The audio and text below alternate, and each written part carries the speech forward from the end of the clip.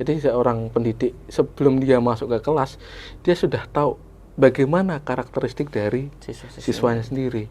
Ketika ingin membentuk suatu pembelajaran di kelas itu ya, yang pertama pahami dulu kebutuhan. Kemudian yang kedua, bagaimana karakteristik anak.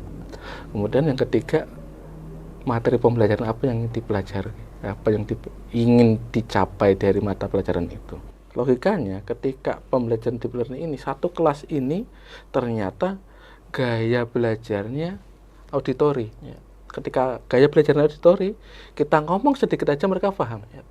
Tapi tidak, ketika auditori kan tidak mungkin guru itu karena di auditori mau ngeprank pembelajarannya kasih gambar-gambar aja nggak ada suara gitu kan. Kan nggak mungkin seperti itu. Sehingga penyesuaian dengan karakter itu sangat penting untuk menumbuhkan bagaimana deep learning ini bisa dinikmati oleh teman-teman siswa dan mahasiswa. Mohon maaf, di SMP A dengan di SMP B itu berbeda.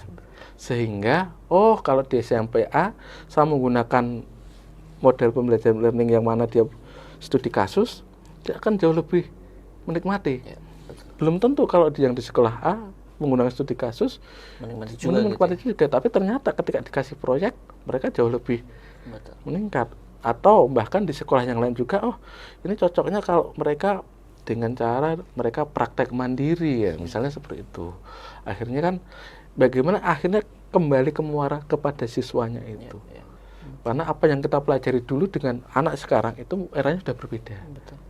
Nah, ini yang harus sadar nih. Apalagi kita sebagai pendidik kita harus sadar. Apa iya model zaman dulu relevan dengan hari ini? Kalau masih relevan, oke, tidak masalah. Tetapi kalau tidak, apakah kita tidak mengupgrade kemampuan kita? Betul.